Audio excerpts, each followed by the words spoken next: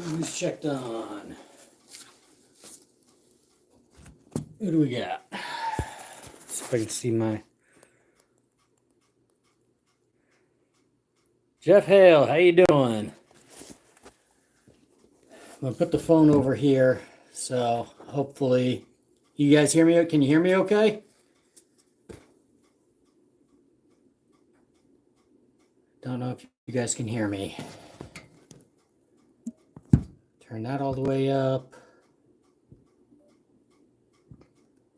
All right, good. You can hear me. That's what I'm looking for. All right, I'm just messing with the sound here a little bit. All right. Yeah, that light's really bright. Pull that down this way, dagger. There we go. That should be. Oh, that's actually worse. Let me fix that. Hang on.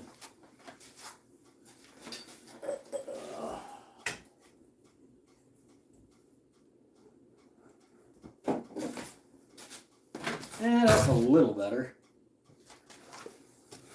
What else we got? Adventure James, what's up, man? Yeah, just got that bobcat today. So, just doing some put up, guys. I showed my other video for my fur put up. I've got my borax with me here.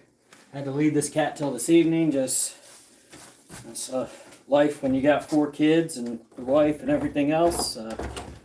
Fur ends up usually just kind of hanging up in the back shed until everybody goes to sleep, and then I sneak out here and work these cats for a little while. Got this big Tom today, and I didn't catch anything last week. Had a really slow week, so just out here trying to stay ahead of things. I pulled my whole line today, and even with the bad weather coming in, I'm gonna start setting tomorrow. I've got a highway line I'm gonna start setting, so hopefully that gets going there.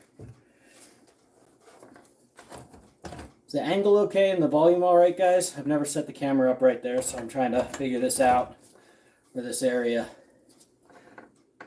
What do you got here? Mine is hanging at home now. I had to work tonight. I'm on break now. Nice. Nice, James. It's all nice you can get away from work for a little bit, take a break. It's a little chillier up there, though, for you. We had a high of 72 today. How many up to, Mike? I have, what do we got? 1, 2, 3, 4, 5, 6. I want to say we have 12. I think we got 12 is what we're at. So, not a bad season. I'm ahead of where I was last season. Last season around this time, I think I was at 9, maybe 10. So, I'm a couple cats ahead of that. So, we'll take it. As long as we're catching, right? I only had 1 skunk so far this year, but a buddy of mine who he traps in a similar area, he said the skunks have been pretty bad in the area where I'm moving to, so we'll see how we do with skunks this last section of line here for this last month. Our season ends at the end of February, so it'll be interesting to see what happens. It's been really kind of odd. This cat is probably the most mellow cat I've ever had in a cage. Even when I went to dispatch him and everything, he's just like completely chill. This is very, very strange, odd behavior for the cat. So I'm halfway wondering if he was sick or something like that. So definitely gotta have the gloves here.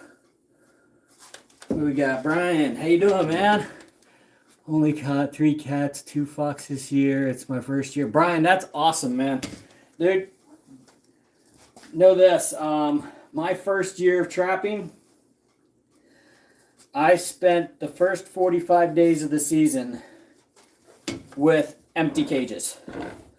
My first season. It took me 45 days to catch 1 fox. And then it took me another 2 weeks to catch a second fox. I didn't start catching cats that season until the very last month of the season. I spent 3 months catching two foxes. So we've all been there. The fact that you've got 3 cats and 2 foxes, Brian, you're doing great. Keep it up, man. I was super happy.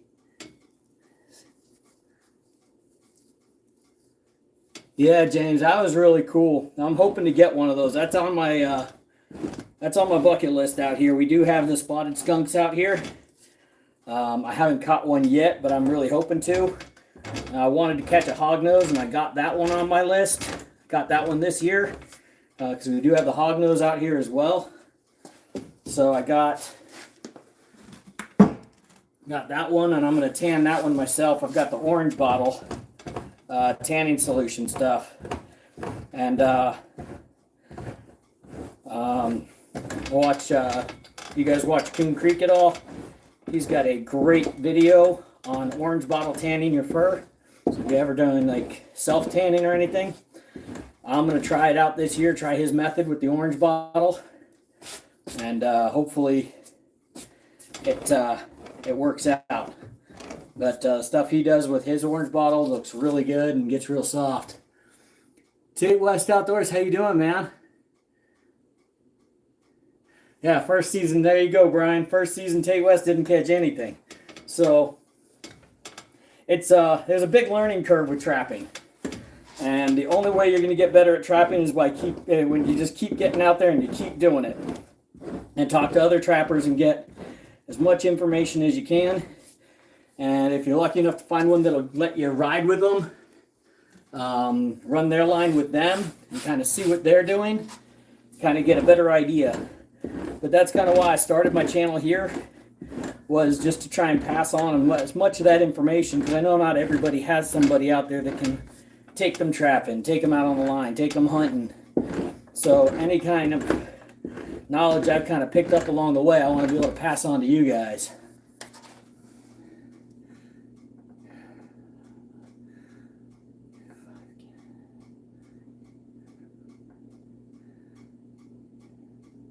Dang, James, you're killing it, dude. Yeah, coyotes are tough to get out here for me. Not that we don't have tons of them, but public land, we can only use cage traps. So, I had that one season where I caught 2 coyotes, but again, that's another one of those things that's kind of far and few between.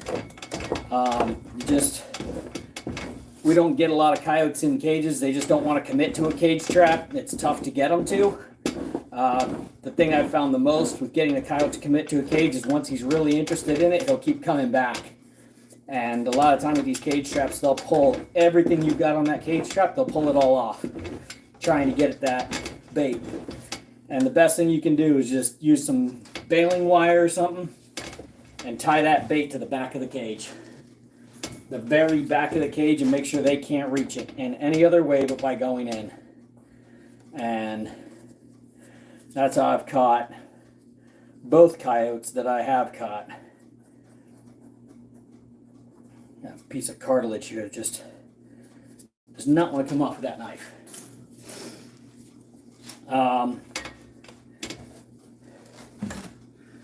So that's what I've kind of found with the coyotes and trying to cage trap them. The rest of the time it's just going to be you'll get that one coyote that just kind of randomly decides he's going to commit. What do we got, Chris? 5 grays. Yeah, you caught 5 ringtails? Chris, are you trapping pretty high up? Like how high up are you catching those ringtails at? Because I've not caught any ringtails down low. I know we have them up in a few different areas out here. A lot of the areas I've seen them, it's too close to where somebody's going to run across one of my cages, and I just don't want to mess with that. Or it's up in a place like up on Mount Lemon or something where it's just, again, way too many people. And then every time it snows, they close the mountain and you can't even get up there. So I wouldn't even be able to check my line if I did have anything up there. So I'm going to have to try and find another area where I could try and catch a ringtail, but I would love to catch one of them. And I do have a few cages that will hold them. I've probably had them in my cages before, and then they've just walked right through the bars because I've found cages with the bars down and tracks in the cage, so it's a good possibility I had one in there and they just walked right back out because the bars are too far apart to keep a ringtail in there.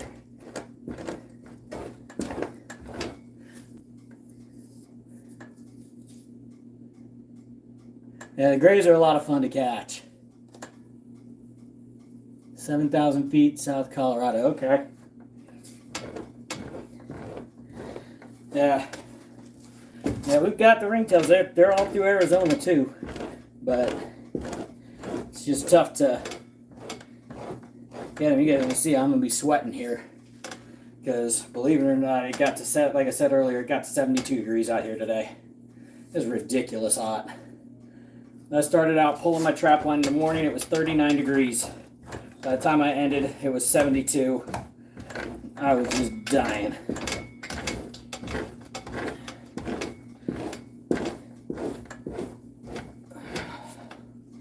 I was very happy to have this guy in the second set of the day.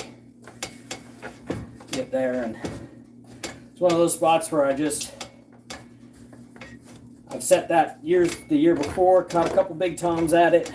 Took about 2 weeks to get to 2 toms at that spot. And so I was like, you know what?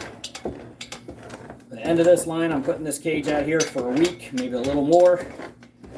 And sure enough, it paid off. Got this nice big tom in there. We just had a little bit of a rain. And right by that cage set is where the water kind of collects and pools up. And there's always deer tracks and javelina tracks and everything else comes down to get a drink right there. This little natural water collection point, and it pays off really, really nice with that juniper there being an ambush spot for predators. So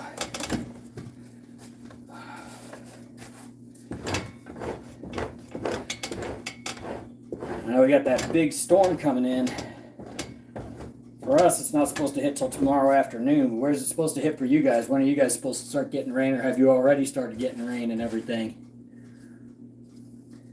Take West. Last season I caught 11 cats, 15 coyotes, and 8 raccoons. That's a nice haul, Tate.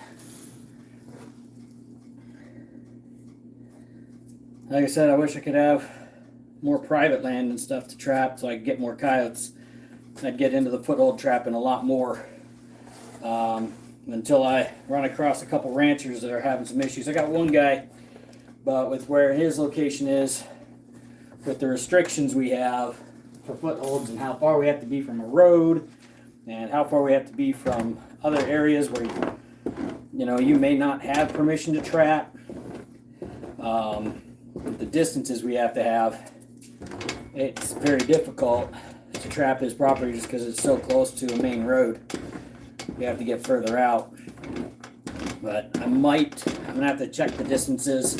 I might be able to get him near the back side of his property where it hits up against public land. If I can get some there. That is one of the entry point areas for coyotes. If I end up trapping that this season, again, it's just a matter of if I can get that far south before the end of the season. because there's supposed to be a lot of construction in the area that I'm going to be trapping. It'll be interesting to see what happens. But if I'm able to help him out, that'll be really nice, because I know his cows start calving right at the end of February. Last year his cows had dropped 4 calves before the end of the season, and quite a few were getting ready to drop calves. So if I can help him out, that'll be really nice. I'm glad to help, Brian. That's awesome, man. Glad to help. Yeah, Jeff. All right, you guys are getting the cold with the rain on Sunday. That's when it's supposed to start letting up. For us, it's supposed to hit tomorrow, and by Sunday, it's supposed to have let up.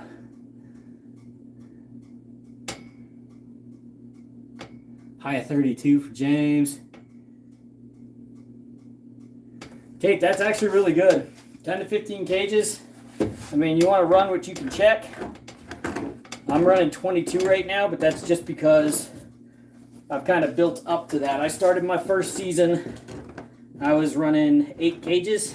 Oh man, I just nicked it. I'm going to have to sew that hole up.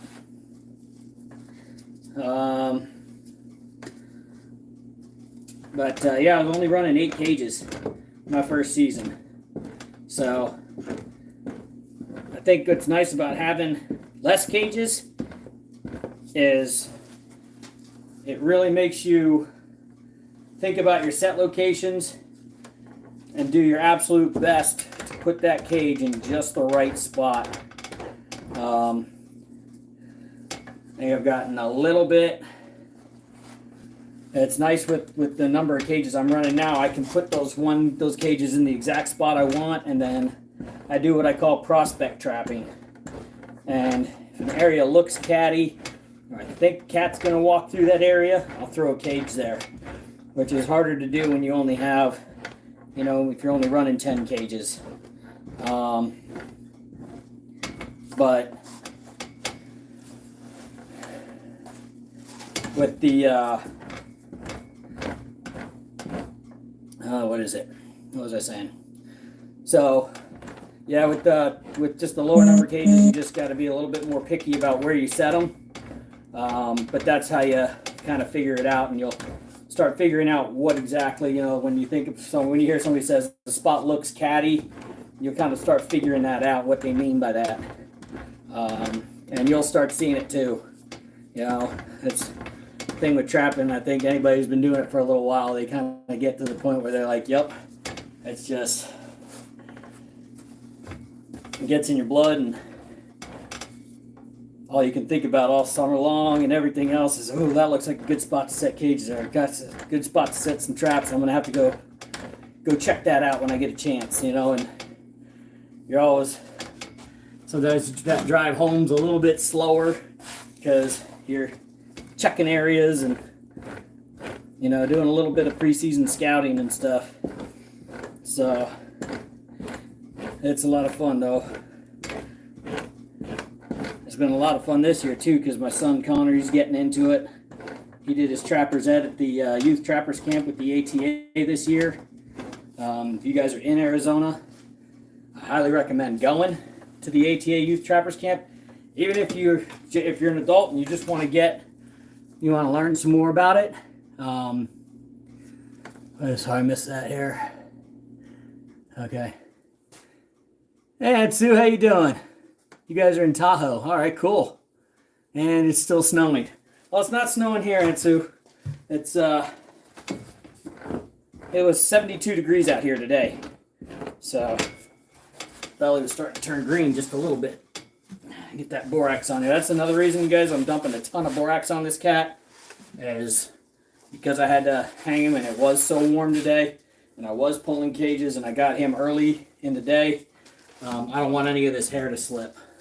So I'm loading it with this borax to try and dry this out and stop any of that from, any of this hide and everything else from going bad, because I do not want that hair to slip. This is a big cat and it's a nice cat, which you guys will see when I move him over and start boarding him here. pretty cat.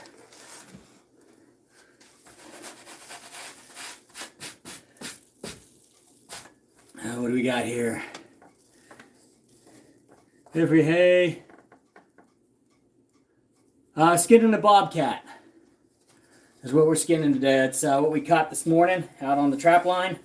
So we skinned the bobcat and now we're flushing it out, getting all that membrane and everything off of the hide so that it can dry out and the hair doesn't slip and we don't waste any of this. So we're just working the cat down. Try not to reach too far. I'm always trying to stay up here. Just do those shorter strokes. I did a video on this. It's the Fur Handling 101 video that I just put out recently. I broke it into 3 parts because I know it's kind of long. But if you are new to trapping and new to putting up fur, give it a check, give it a watch, and drop any questions or anything you guys have down in the comments and stuff. I'll be happy to answer. I know I'm probably missing a lot of what people are saying here, just because that goes really fast. It's small writing, and I don't want to punch a hole through this hide, so I'm trying to be careful here and watch what I'm doing, especially down here at the base.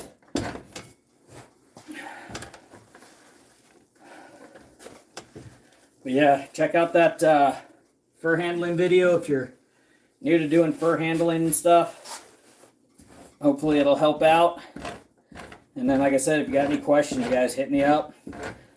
You can PM me, you can drop comments in the video, and I will get back to you. I'll do my best to answer them, and if I can cover it in another video and do like a little short video on something to answer the question, maybe I'll answer it that way. Who we got?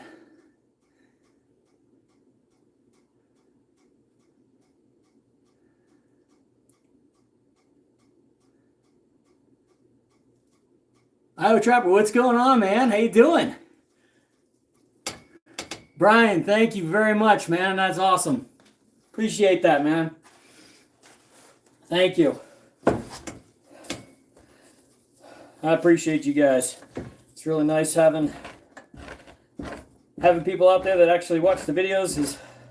I try my best to put out good products for you guys, give you a good video, give you best information I can. Like I said, if you guys ever have any questions,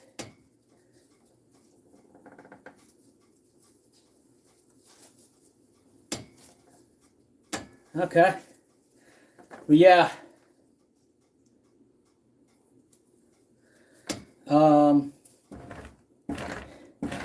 Haven't gotten any coyotes yet, so can't do any canines. But if I get a coyote, I'll do a fur handling video on those. There's a trick you can do that a lot of these guys, like Iowa Trapper, he's got that skinning machine that peels those coyotes and everything. But I think that is probably based off of the original 2-minute coyote video, where the guy uses a come along and a golf ball to skin out a coyote and a bobcat in that video. If you guys have never seen that video, hell, I mean, that was on VHS, so.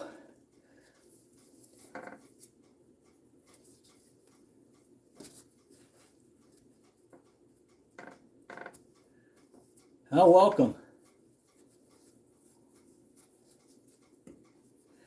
For those of you guys just joining, we're skinning and flushing out a bobcat. We already skinned him out. I did that before I went live, just because I do a lot of knife work with that, and I got to pay attention. Because it's real easy, especially with these thinner skinned animals, to punch a hole. So, got to be kind of careful. But yeah, just getting all the flushing and everything done here. Who we got?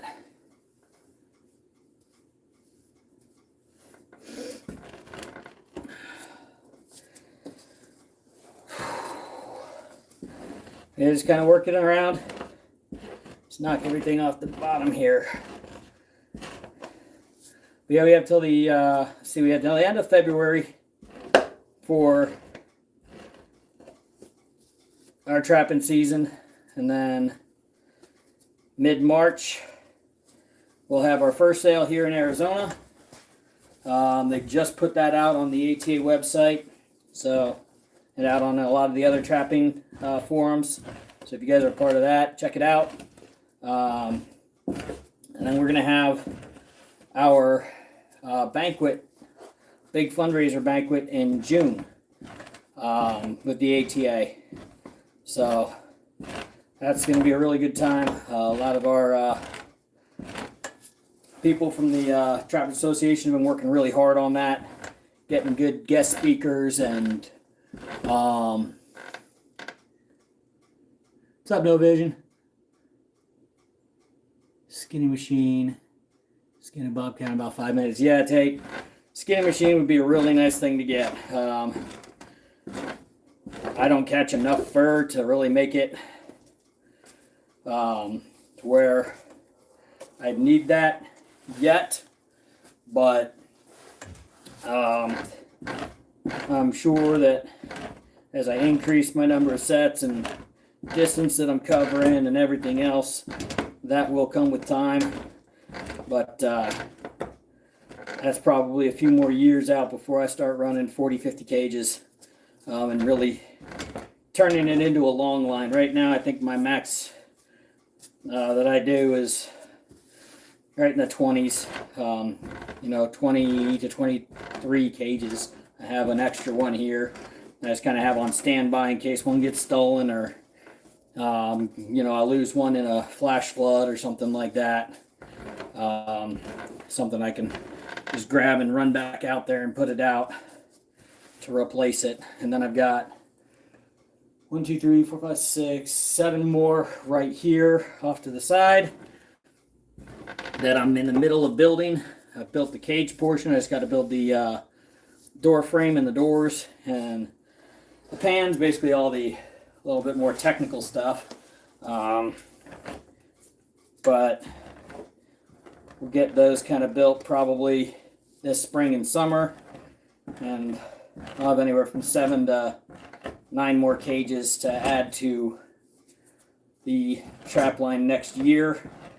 Between me and Connor trapping, that's gonna pretty much fill my time. We'll see how that goes. It always comes down to, you never want to set more than what you can check in your legally allotted time. So I kind of feel it out as I go. I'll start taking 6 to 8 cages out. I'll get them set. I'll get them in some good spots, and then okay, well, I've got this much time. I can still run this many more cages. Even if I make a couple catches, I can add a couple more. I'll add them in, and so on until, I've got it to where I can't really add anything else because I won't have enough time to actually run it. You guys can see here, there's that kind of greenish tint. I'm going to really give that a rub down with some borax and make sure we don't have any slippage. One little spot in the armpit here. I'm going to have to sew this up real quick. If any of you are familiar with sewing up, but what I basically do is I kind of pull where I pop the hole. I'll pull the fur kind of different directions of the skin and see which one I can get that oblong hole to kind of turn into a line. And then I'll kind of stretch it out that way, and that's where I'm going to sew. You guys are going to get to see me and my so-so kind of sewing skills here. But we'll get it done. This will only take a couple little stitches here. I buy these needles right here over at Walmart. I just go into their little hobby section, and you can pick up like a 8-pack of these needles because I tend to lose them. So, and of course, as soon as I go and buy another 8-pack, I find them all over the floor, or I find that spot that I put them where I was sure that I definitely would, never lose them again. And of course, I lose them and I have to go buy some more.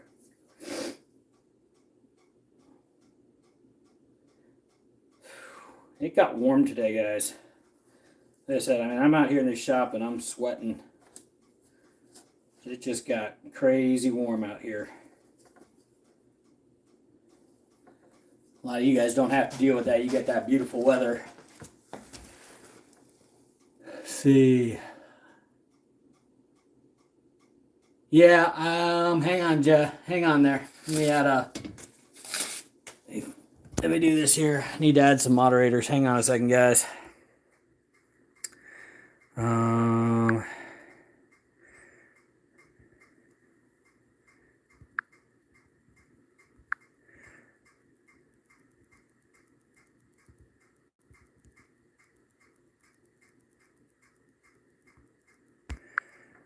All right there, Iowa, you are a moderator.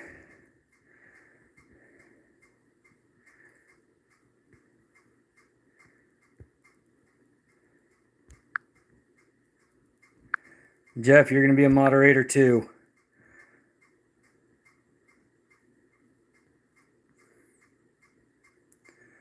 Yeah, I'm not seeing all of them. So if you guys see stuff that's just out of control, please just go ahead and boot them. Brian, you still on here, man? Tate West. Tate, you're a moderator too. I think between the three of you guys, you should be able to kind of keep the chat under control. I trust you guys. Let me grab a new pair of gloves here. Give me a second.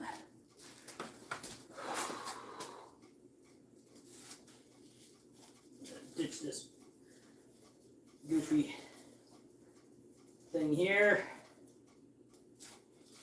Of course, it ties into a knot in the back. And I'd had one issue with this until today.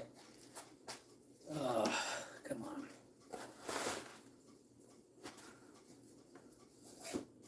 There we go. Oh. That's better.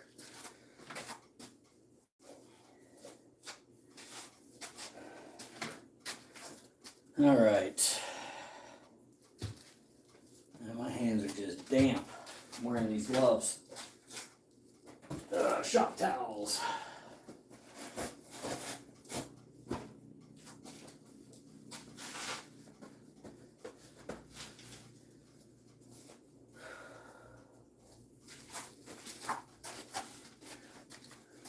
All right. Yeah, thanks for keeping on that, Iowa. Appreciate you, man.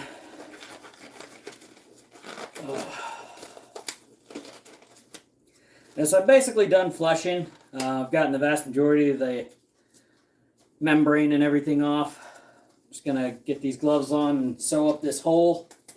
And then we're going to get it onto a stretcher.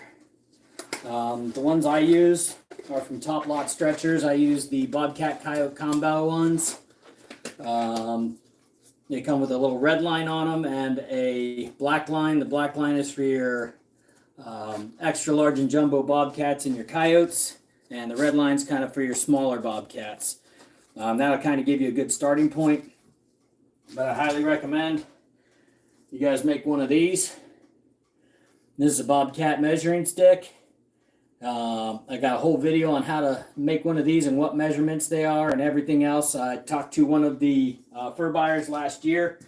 If you've ever been to a fur sale, you'll see the buyers out there with these measuring sticks, and they throw it down on the fur and they adjust stuff, and then they go okay, and then they start jotting stuff down in their little book, or the person following them around starts jotting down notes and stuff, and they're measuring those cats and your coyotes and everything else to this certain size. So this was a bobcat measuring stick, but they have the measurements that they expect for the coyotes and everything else for leather to leather width on the belly and your lengths and everything else. So they gave me a lot of good information at the fur sale last year. I know they did a good demo up at the Idaho fur sale. last year. One of the buyers actually did a really nice demo explaining the measurements and everything else, and showed off his measuring stick that he uses and everything else. So that's in another fur handling video I've done on how to make that measuring stick. So if you guys don't have a bobcat measuring stick and you're catching bobcats and you're selling the fur, definitely check that video out, because that's going to help maximize the amount of money you can get for those cats, and making sure that you're measuring them properly. You're not overstretching them in any direction, either too wide or too long, and always try and hit that 36-inch mark. That's kind of the money standard for a bobcat, is 36 inches long. And the reason is because if you hit that 36-inch mark, they can put, when the companies buy it to make clothing and everything else,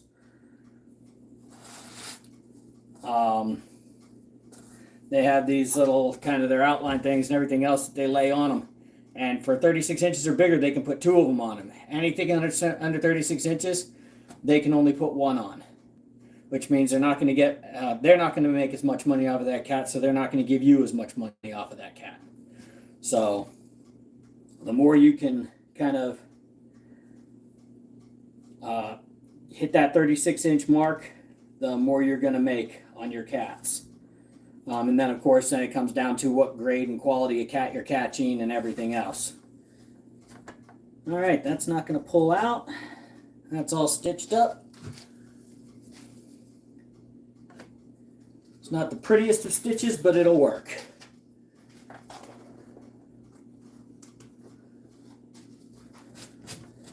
There we go, no more hole. Make sure the head's got enough borax on it so it doesn't get all wet and sticky.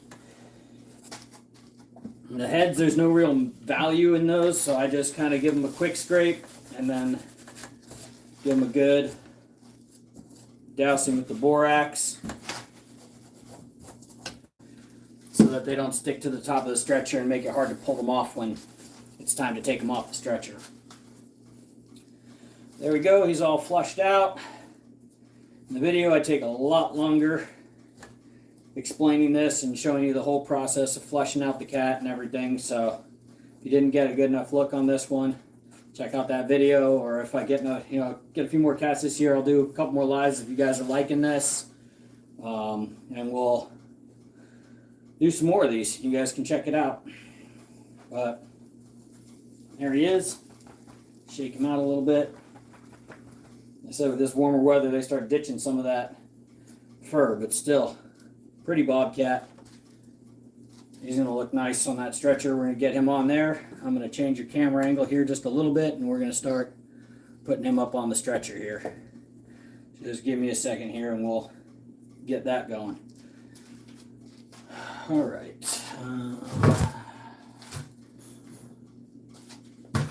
This over here. Closed.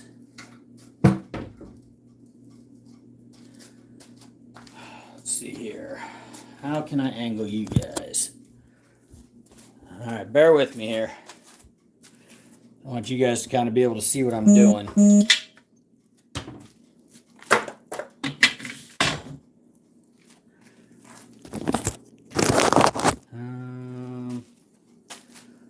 I don't want my back to you the whole time here either. Let's see here. Best way to show the door.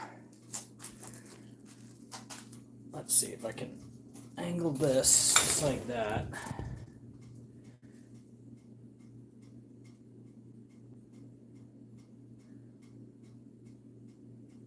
That's a bobcat. We're going to be putting it up here now.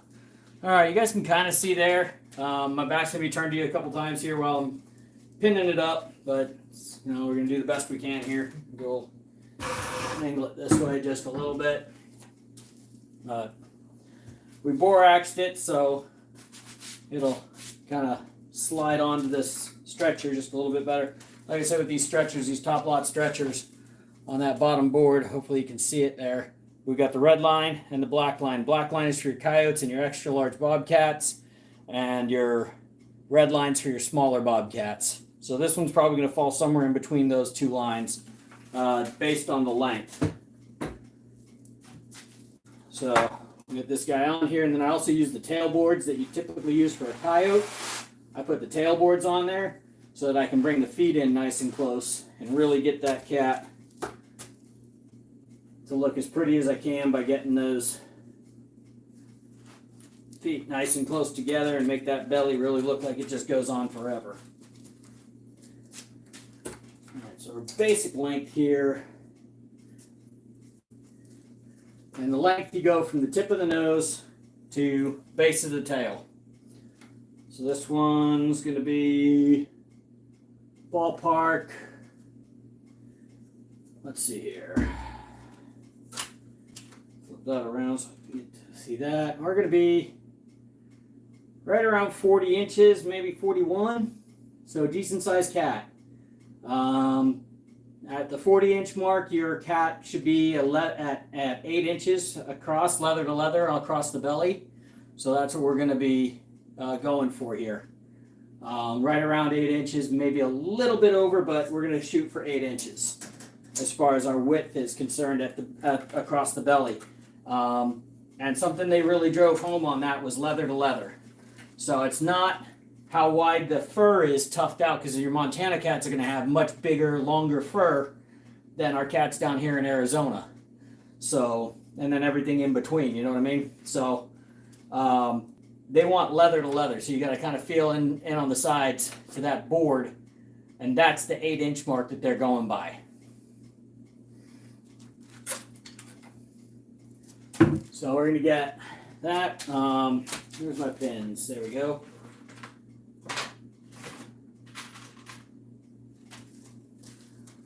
Pop a couple of pins in here in the nose. I just put them on either side of the nose, right at the very top of my stretching board. That kind of holds the cat in place and keeps him from slipping off when you're kind of working that fur all the way down. I just kind of work it down. So if we want to go that 8 inches, it's going to be probably somewhere between the two. So we'll check that distance on the belly first. And kind of roll that fur out. Let's see if you can see that here. Adjust that camera just a hair. There we go. You kind of roll that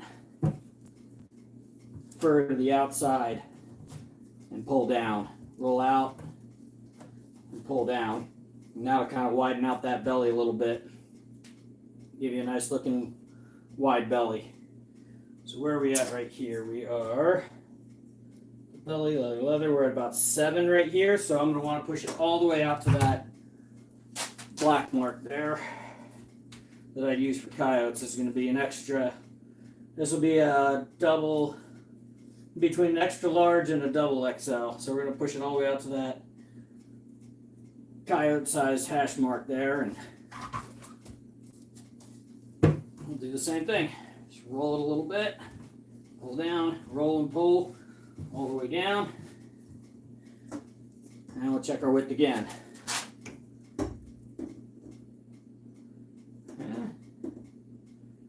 Right about right in that 8-inch mark, right in that 8-inch ballpark. So I think that's about as wide as I can get. I might be able to go a little bit wider, so we're going to go just a hair.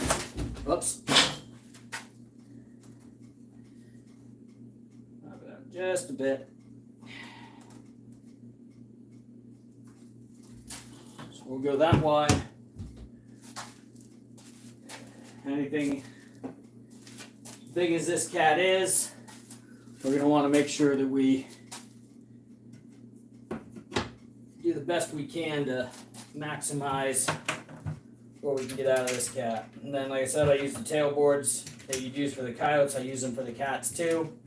And that way I can pull that belly in and bring all that white together, and it really makes it look good. Give me a second, I'll get that fleshing beam out of the way. Looking at the camera there, and it's right in the middle of where we're going to be working here. There we go. That's better. All right. Pull this down. Stretch out that belly as best we can. This will be a good looking cat. Let's see here, adjust this light just a hair. There we go. It's a little less shadow.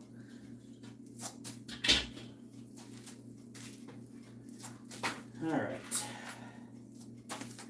Now we'll just start pinning. Pull this down just a hair. Pin on that side, dead center. Flip them around. Make sure it's nice and tight up there around the head. Don't want that fur to be loose up there. That'll cheat you on your length, because what they measure, they don't measure on the belly side. They measure what they call the Gretchen. It's right down the back of the cat here. So tip of the nose to base of the tail, right there, okay? That's the distance they're measuring. And like I said, if it's stretched too wide, you're only going to get base of the tail, tip of the nose. If you overstretch it too wide, that's on you. You're not going to get your maximum length out of it. If you understretch it, though, what he said they do, they'll go to measure it and go, oh, well, this is supposed to be 8 inches, and they only have it at 6 inches. So they'll go to here and go, all right, well, it was this length. Now it's going to be this length. And they'll cut 3-4 inches off of it. And you'll only get, instead of a 40-inch cat, you'll get 36-inch cat or a 35-inch cat, because you overstretched it, made it more of a lawn dart, and didn't make it wide enough for that size cat. So something like this can be very, very useful when you're working your fur. Another thing with the backs of these cats is you want to make this as even across the back as possible. So I always get the tail done first. I'll tack it down into place. This guy had a big tail, especially for a bobcat. But you want the back end here pulled down and as flat and even across the back as possible. Again, if it looks like this, they're going to slide that cut up and give you a shorter cat. If it's pulled way down too far, it's going to be real obvious that that cat is too narrow. So you want it as even as possible, as few waves in it as possible, just giving it that good clean look.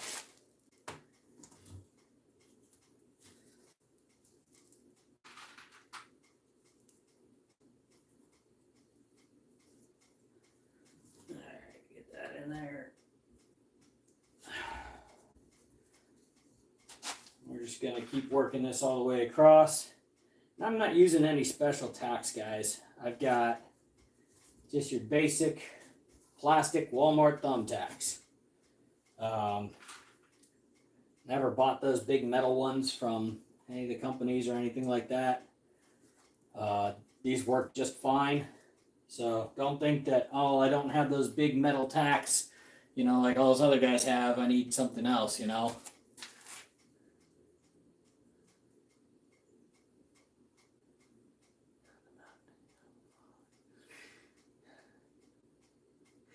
Yeah, California, they've got a lot of problems with those mountain lions right now, and that's because they took away mountain lion hunting and bobcat hunting in California.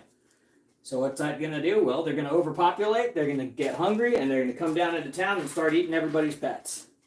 And we all said that would happen as soon as they did that. We said, well, they can start saying goodbye to their pets right now, because those lions are going to come in and start eating them. So, yeah. Sorry, guys, I know I've got my back to you guys a lot here, but just trying to show this process. And again, this is where you can make money or lose money is in your fur put up. You get a great cat and everything, and you don't put it up properly, it can cost you a lot of money.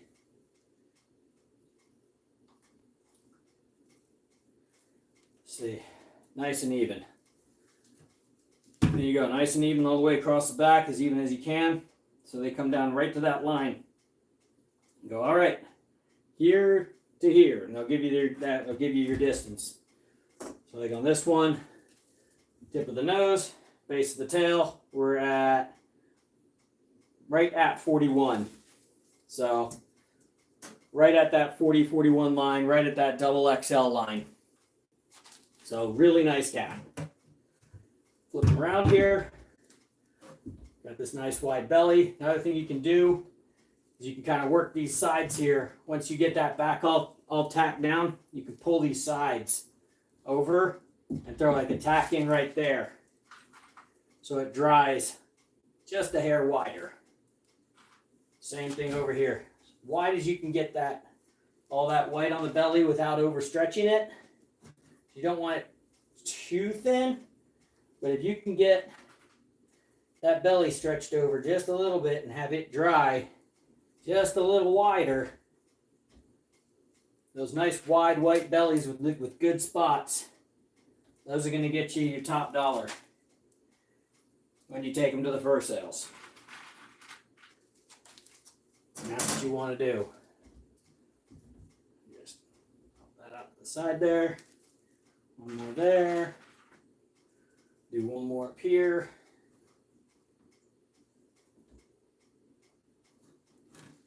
Good wide white belly. All the way down. Then what we're going to do is we're going to pin these legs in like this.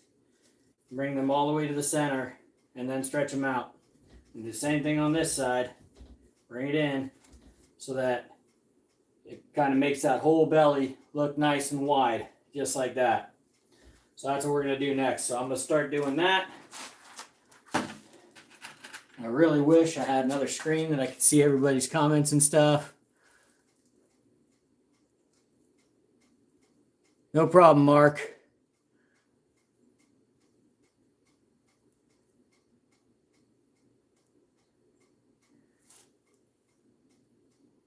Yeah, we've actually had a lot of problems with bobcats and stuff. And actually, Game and Fish right now has a safety message out because on the east side of town here, they actually have a rabid gray fox running around that they're trying to deal with. Which, is another thing where I wonder, why Game and Fish has these M units where they don't let us cage trap.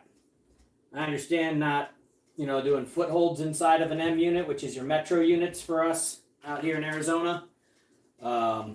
Makes sense, not to have footholds even on private out here.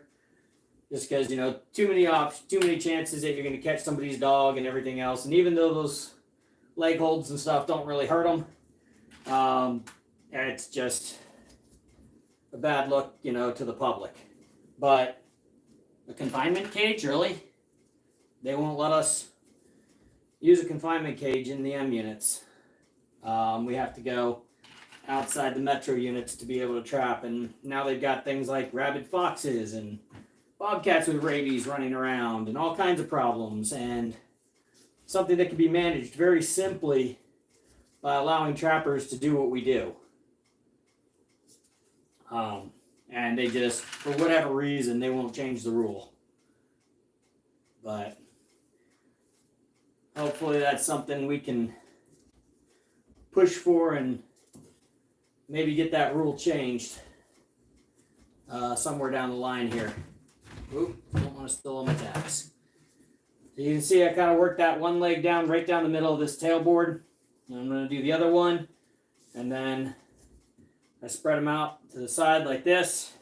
And just kind of keep working them down until we get done. What I'll do is, once I get this all the way done, I'll give you guys a look there. And you can see how this whole thing turns out.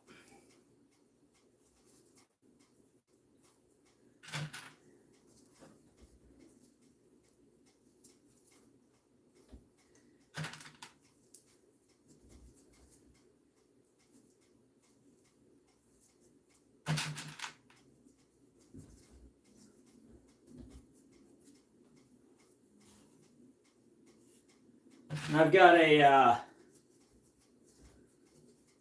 got some gray foxes in the freezer here. So I'll probably do this again one of these nights, maybe later this month. We'll do a gray fox put up, and we'll do a skunk put up. And if I end up catching like a coatimundi or something like that, which I'd love to get, I've got one that I dried out and everything. I'm gonna tan it. I got that a few years ago. While I was actually out coyote hunting. And ran across a whole troop of those coatimundis out running around in the desert. And I was able to get one of them. We can only get one per calendar year out here. And they're pretty cool. But if I catch one, we'll definitely do a video on put up and everything else on that one. It's a lot like skinning a raccoon is what I'd say its closest comparison is. A lot of fat, a lot of grease. And just really neat fur and everything else. I may end up actually just freezing it whole if I get it, and I'll have it mounted. I would love to get one of those, like climbing an old piece of cholla or something like that. Get a really neat mount of one for the wall or something like that. Would be a lot of fun.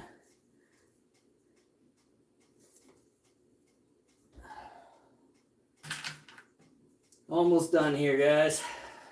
Almost got this cat put up, and then we'll do the arms, the legs up here.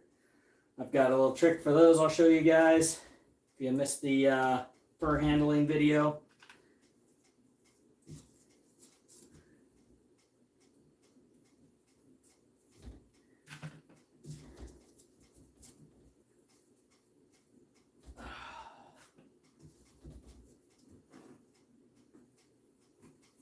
But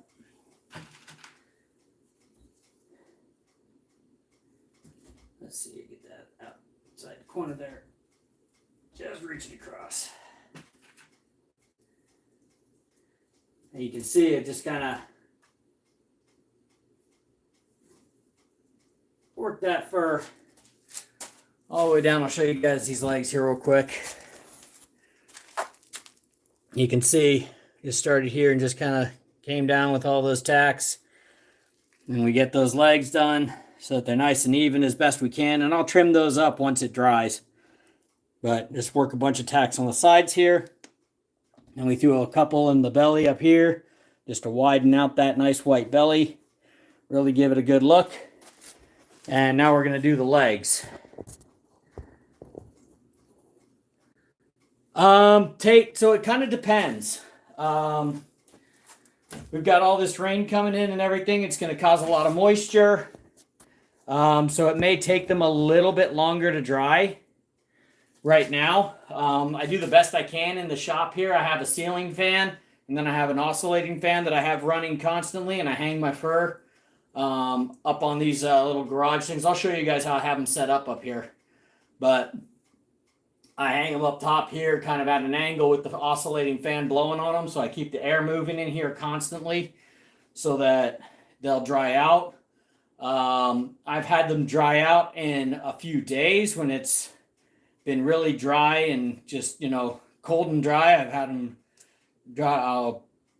done real good. And then I've had other ones where, it's taken a couple weeks for them to dry all the way out. It just kind of depends on what the weather is, and how dry you can keep it in the shop wherever it is you're drying them. I've one of the guys on the ATA website, his name's Bill Robinson. He posted a real cool picture of a setup he has. He has one of those like big blue fans that kind of blows across the floor, and he made a little mount for the front of it that hooks up the PVC pipe. And it comes out to a T, and it goes out, and it has rubber hoses that he runs up inside the cats, and he shoves those up inside the cats and dries them out super fast because he's blowing all that air through them constantly, and it just gets all that moisture and everything out, and they dry real fast. So it just kind of depends what kind of a setup you have, how much air you have moving around them. But on average, it takes about a week for these to be dried out, and then I take them off the stretchers and put them on the fur hangers. If you don't have fur hangers, but you have like a little hobby welder, guys, these wire stretchers, you can't see them. These little wire stretchers, guys, you can bend and make into a fur hanger really, really easily. I've got 2 fur hangers made already out of those wire stretchers. Sorry, I'm messing with this whole thing again. Try to get this phone stood back up. There we go. I make them out of the wire stretchers. They work really, really well. And they're super easy to make. Mainly because part of it's already done for you. Those little hooks in the bottom where those wires come together, that's one side of the wire stretcher already done. All you gotta do is bend the other side and down, across, and then you have to have that extra long piece of metal that goes right through that hook. You're basically done. Then you just bend a little hook for the top of it, weld it on. Takes about 10 minutes and you've got a wire hanger for your fur. So that's what I'm doing with my old wire stretchers. I'm making them into fur hangers as needed. Then I have extra ones for coyotes and stuff if I really need a fur hanger and I run out of all my stretching boards and everything else and I need to get the fur put up. But back to what we're doing here. Got the legs, two ends of a hanger, guys. That's what this is. You just cut the top, pull the hook off the hanger, and then you've got these 2 guys right here. I take them. I'll just slide them right into the legs here. I slide the U shape down, and then rotate that leg around. Push it down in there a little bit. Get some good air circulation in there. And then you just pin it up just like that. Okay, so we're going to pin that one up, and then we'll pin up the other one. And then we'll pin up the ears in the back, and we'll pin up the little eye hole. And I'll pin one of the eyes open, because then you can get it on that fur hanger real easy once it dries. The other thing I do is I dry wash all my fur before the sale. And what I've seen a lot of guys do is they'll get like a sled. They'll just buy like a sled from your hardware store or whatever, and you dump a bunch of borax in it, and then you can dry wash all your fur in that sled, and then just use a shop vac to blow it out. Works really well. Cleans up the fur, brightens up the bellies. I got a whole video on that too. You guys can check that out if you're interested. There you go. Front leg's done. Brush this guy out just a little bit.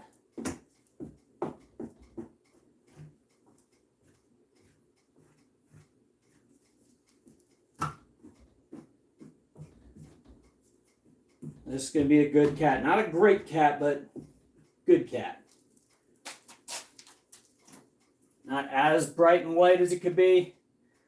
Maybe probably either going to be because with the amount I have, I'll be able to submit 3 different lots of fur. So I'll probably break up all my cats into 3 different groups, just to try and match up kind of the belly colors and everything. And that's a whole nother mess. You'll sit there, the day or 2 before trying to figure out which cats should be in which lot and which ones look your best and which ones don't look that great. And you'll sit there and flip-flop and look at them and, I'm going to move this cat over here.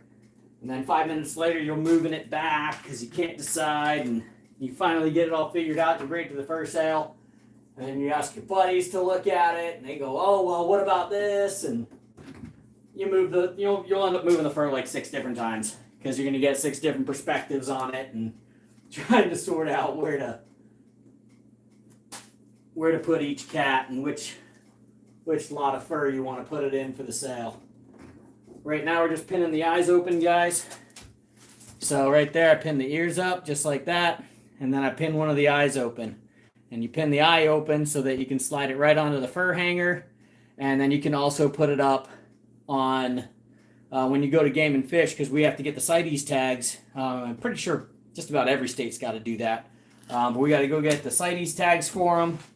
And So we take that in. We take the lower jaw because they're doing a scientific study on the cats out here in Arizona. So we turn in the lower jaw, and they do like a cross cut on the tooth and do health and age and all kinds of stuff like that on the cats. So they get all that information. It all gets input. We actually had the game and fish officer that's heading up that whole survey and whole study and everything out at the first sale last year, and she did a whole big presentation on it. Unfortunately, I filmed the whole thing, but the sound quality was so bad you couldn't hear what she was saying. So unfortunately, I ended up with a whole lot of footage of, you could see that she's talking, but you only catching like every third word. So unfortunately, it didn't work out great, because that would have been a lot of fun to be able to share that information on that study. So maybe I'll have to do like an interview with her or something sometime and just kind of get all the highlights of it. But there you go, guys. Cat's all put up. And I'll show you guys how we, I'm going to hang it up here real quick, and then I'll show you guys how we have them hung up.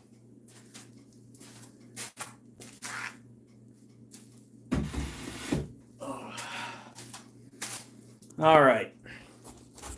So I have these cats over here. These are the ones that are all dry.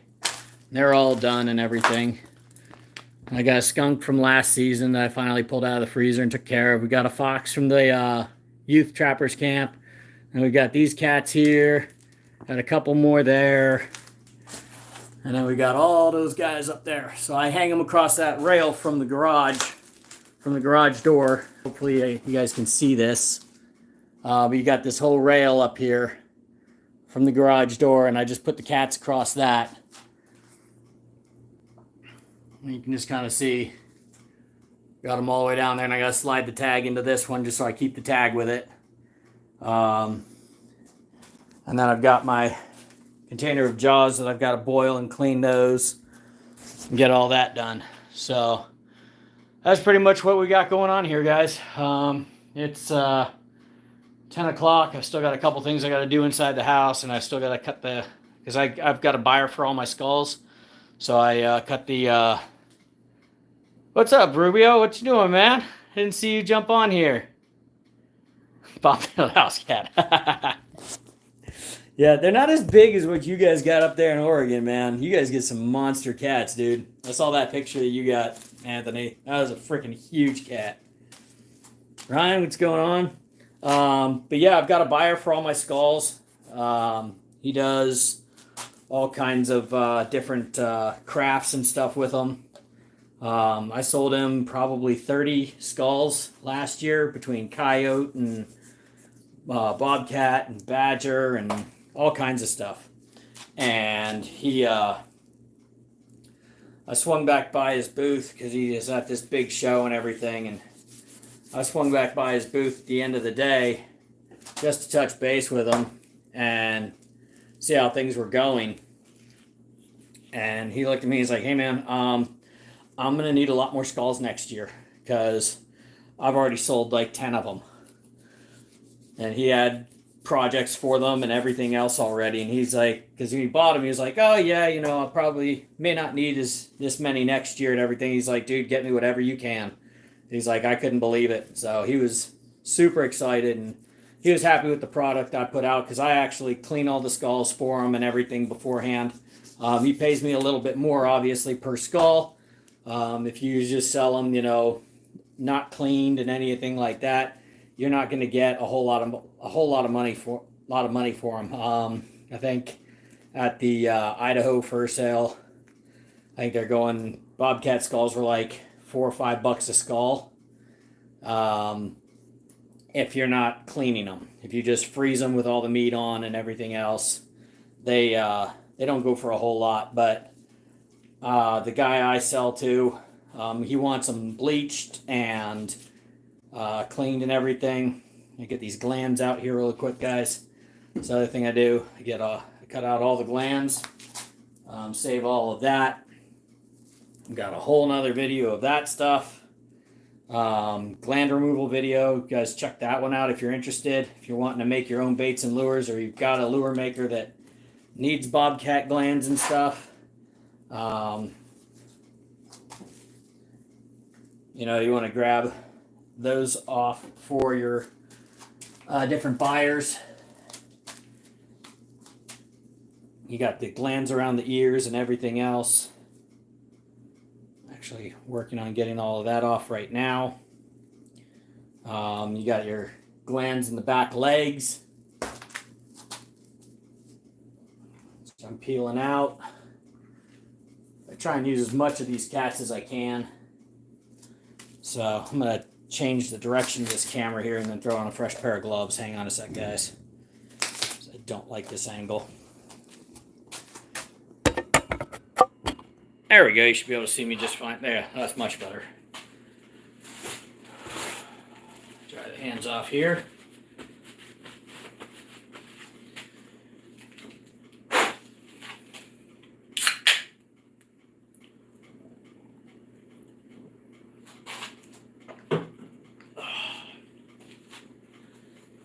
Alright. But yeah, try and use as much of the cat as I can. Holt family, what's going on? Sorry, I'm doing a lot of work here and I'm not looking at the feed out here right now, and I don't have anybody reading for me, so it makes it a little bit harder to keep up with the stuff going on here, but I'm doing the best I can.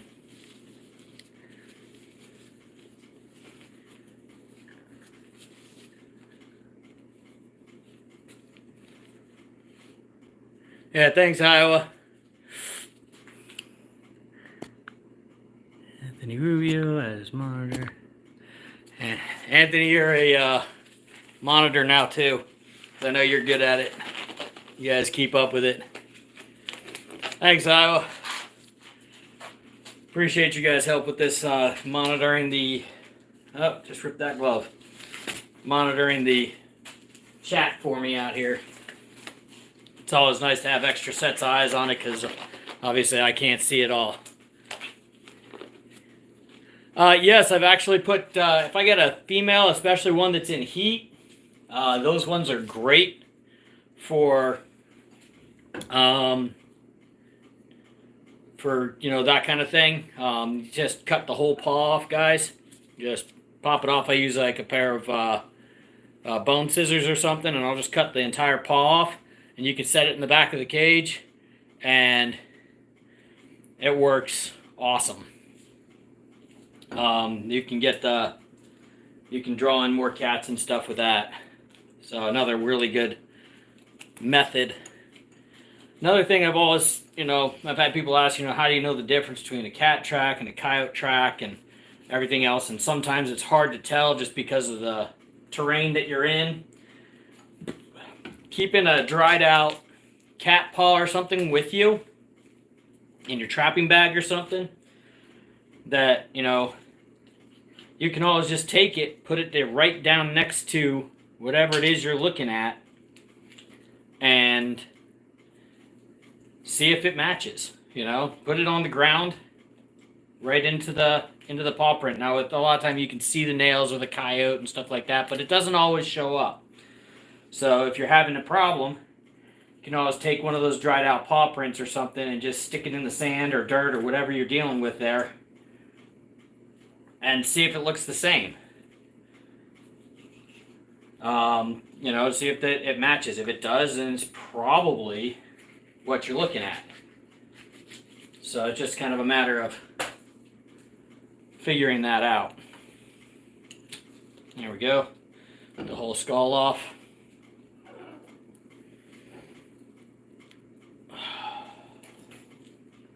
Stop that from swinging.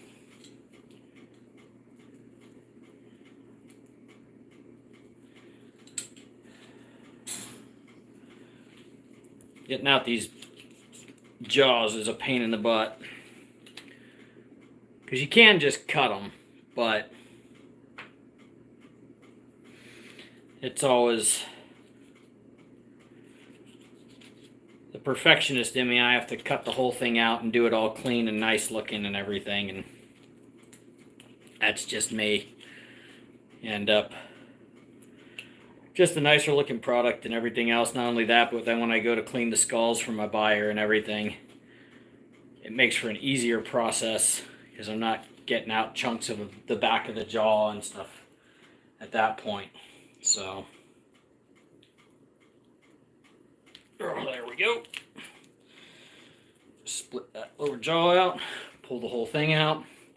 And I'll just boil that up with some borax, or not borax, I use OxyClean.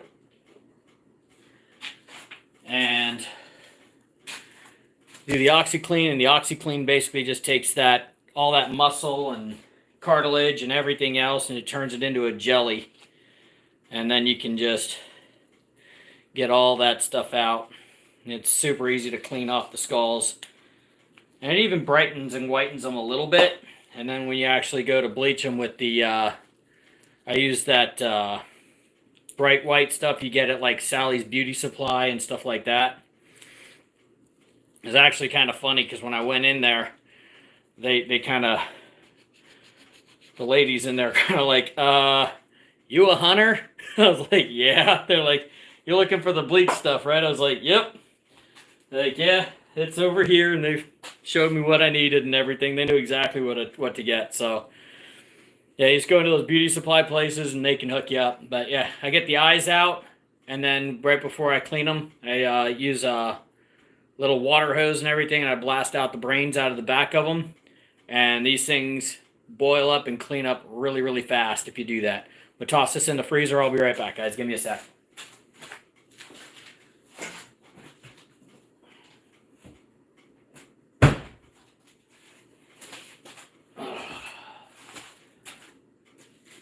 Put these gloves down. Get some fresh ones after I get a drink.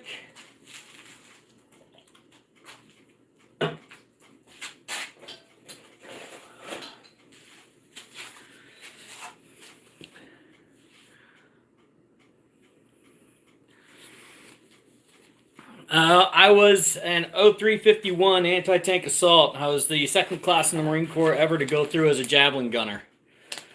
So I did that, and then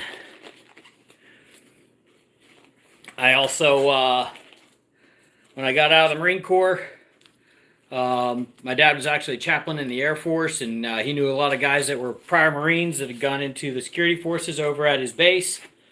So I went over there, checked it out, and got in with their security forces program, and then became a weapons instructor for the Air Force, and finished out in the reserve side of the house in the Air Force as a weapons instructor, because I'd also already done that in the Marine Corps side of the house. I'm actually going to cut the paws off of this guy here. Give me 1 sec. Let me grab bone scissors here. Let's see here. Where did I put them? I may have left those. No, we'll just use this knife. That'll work. So yeah. Yeah, so raw, they're not that much if you sell them raw, the skulls and stuff. But, I mean, it all depends on what kind of time you want to put into it. It only took me 1 day to do 30 skulls, to boil, bleach, and clean 30 skulls. It was 1 day's work, and I sold them all for about $600. So, $600 for a day's work ain't that bad. So if you can find a buyer that sell, buy those skulls for that kind of price, you can do pretty well. Another thing I've found is there's guys out there that like to buy the claws. So you get these big old claws off these cats. If you guys are part of my Facebook group, you saw that obsidian knife that my in-laws got me for my birthday. Has 2 bobcat claws hanging off the back of it that they connected on with some leather. Absolutely gorgeous. Makes really, really neat stuff. So, got a full bladder? Yes or no? Nope. Bladder's empty. Oh well. Can still add that to the gland pile. So, other than the leg glands and everything, I also pull the kidneys and the bladders out of the cats. because that's all bait stuff as well. That grinds up for bait. Pop them out. I've got a guy up in Colorado I send all that to, and then he sends me a whole bunch of jars of bait. So his buddy comes down to the sale, our first sale,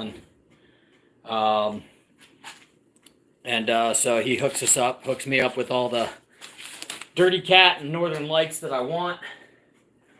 That's this stuff right here. Makes Dirty Cat and the Northern Lights. I actually made these. This is a shameless thing that I did. I actually made him these different decals for his baits because he didn't have any. And I kept telling him, like, man, you need to have some sort of, you gotta have some decals for your bait jars. Oh, I don't have any. I'm not an RT guy and everything. So I went and sat down one day and I just started pulling up images and all kinds of stuff, and I made him those decals for his bait jars and everything. So the other stuff I've been using this year, guys, check him out. He's on Facebook. Is Conklin's Trapping Lures. This is the Rabid Rabbit. It's got a little bit of skunk lure in it, as well as a bunch of other stuff. Smells amazing, and the cats seem to like it. I've been using a lot of this for my long call. I also use some of Trapper Jay's stuff. His green stuff he makes. I don't know if we have young ears on here or not, so I'm going to try not to cuss and things like that. But if you know, you know. Jay's stuff. So let me grab my little jars so I can throw all these glands in them. Give me one sec. I've got my dead animal fridge back here. It's what my wife calls it. But just have my jar of all the kidneys and everything that I get, and then all the glands and everything, and I just jar them up, and end of the season I send them all up north, and he sends a whole bunch of stuff down south to me. So I have all the bait and lure I need for the next season. It's a pretty good trade, and then I don't have to spend as much on baits and lures. Iowa, you taking off, man? I'm out, guys. Kind of bed early. All right, man. Thank you very much, Iowa. Appreciate you helping out, man. Good seeing you.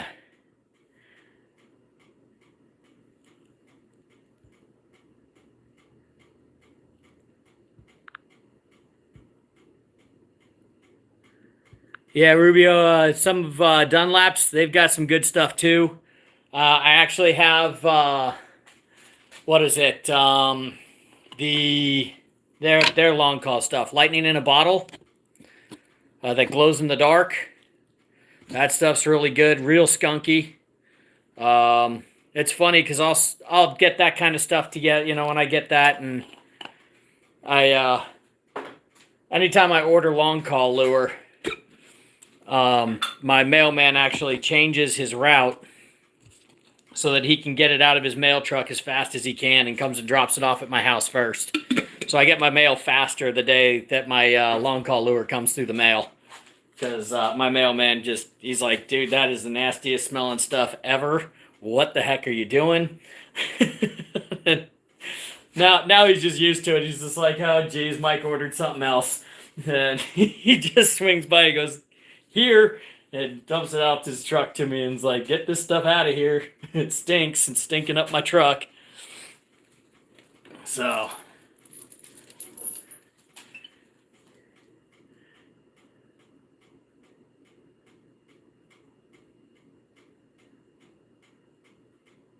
oh, that's messed up, man.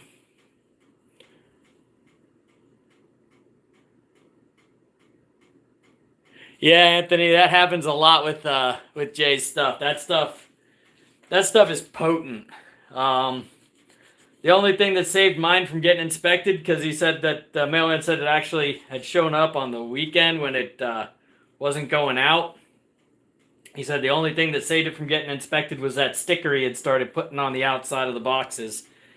Even with that, it's still getting inspected at times, but it's definitely cut down on it. But yeah, I showed the mailman. I opened the box and showed him and everything, and he's like, "Good hell!" It's like, that stuff's potent. I was like, yeah, it's pretty powerful stuff. But I was actually helping a guy out with his chickens. He had a problem with cat getting into his chickens and stuff last year. And I was using some of that long call on the sets. And that guy he came down and he's like, what is that? Because he could smell it all the way up his house 200 yards away. He came over to where I was at and he's like, dude, what are you putting out here? And I showed him. He's like, oh my gosh. He's like, we're going to have every cat in the whole county coming out here. That stuff's pretty powerful.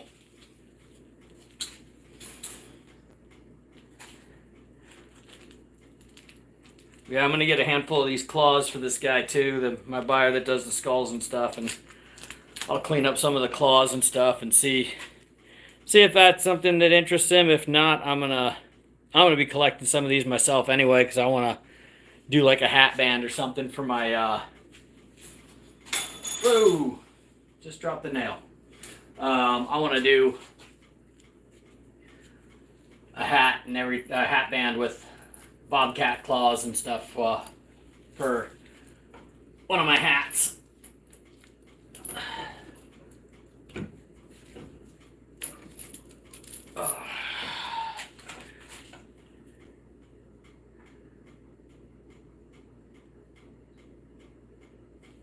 You can't mod anyone? Hang on. Did that fix it?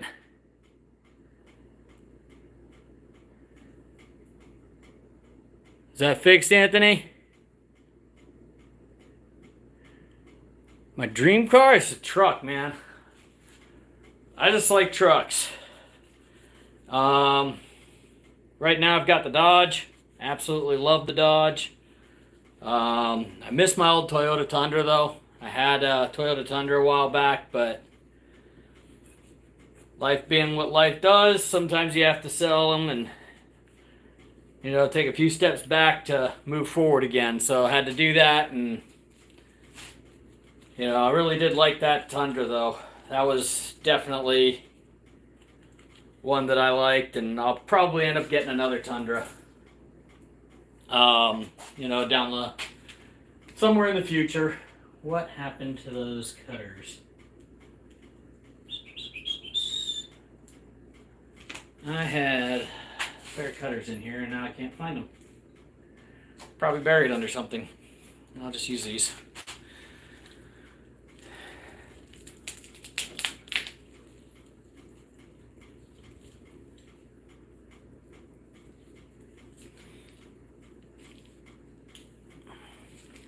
Yeah, Tacomas are nice. But for me, I need a little bit more space, especially like in the bed of the truck, just to be able to fit, because we have trapped with all these cages and everything. I need the space. So, and then my wife and I have been talking about eventually getting a camper. So if I'm going to haul a camper and everything, I need something that'll deal with that kind of weight. So, although the Tacomas are nice, I'm going to need the Tundra to be able to haul.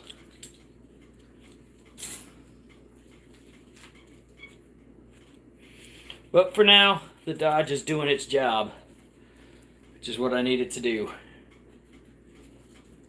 Man, I really wish I had my bone scissors out here with me. I threw them in my trapping bag, so I've used them a few times out on the trap line for different applications. And I forgot to bring them out here with me this evening. I don't feel like walking all the way up front just to get them. So I don't want to leave you guys hanging.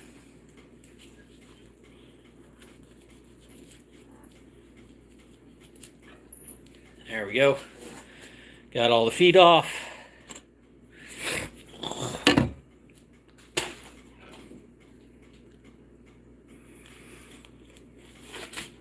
All right, Tate, you get some rest, buddy. Thanks for stopping by. Appreciate it. Yeah, Anthony, the pruners would work really good. Again, I'm in my back shop, and none of that stuff's back here right now. That stuff's all up front, because trapping season and everything, all that stuff ends up out front. So this is what my wife calls the dead animal fridge.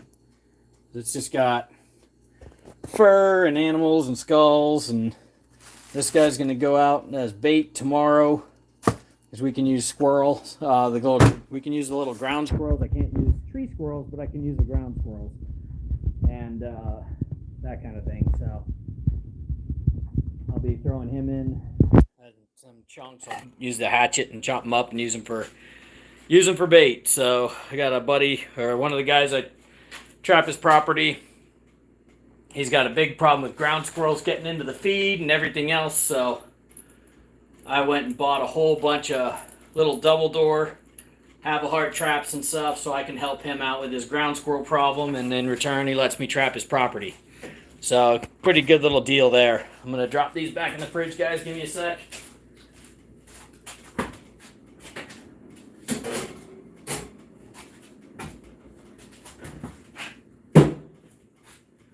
Lock that up. Alrighty. But yeah, all in all, hope you guys enjoyed that. It's almost 11 o'clock at night here, and I got to work tomorrow, and I still got to put out a whole bunch of cages tomorrow, so I'm going to hop off here. Appreciate you guys all checking in, though, and saying hi and visiting and everything, and keeping me company while I'm out here. Is this something you guys would like to see again? If I've got another thing to skin out, is this something you guys want me to do another live with you guys? Would that be something that'd be fun? 2 rats to go through and my 220s tonight. Nice. Oh, geez, really?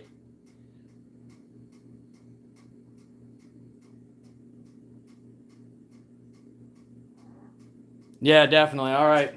I'll definitely do it again next time then. Next time I got another cat or start taking care of these foxes and stuff like that, I'll do another one, so that we can all hang out again and visit, and we'll do some more of this stuff. But there we go, guys. Bobcats are all put up, and yeah, Anthony, good luck with those, man. Hope those rats stop going through those. I seen that footage, that trail camera footage you put out of them just squeaking through there, man. That's got to be frustrating. I've had 3 foxes escape so far this season. They'll go in, they'll tear up the inside of the cage, and the gray foxes are just total escape artists, and they can get out of these cages and everything else. I don't know how they figure it out, but they do. So yeah, it gets pretty wild, but good luck, man. I hope you get them, and you get those triggers figured out on those guys so they stop squeezing through. That's got to be crazy.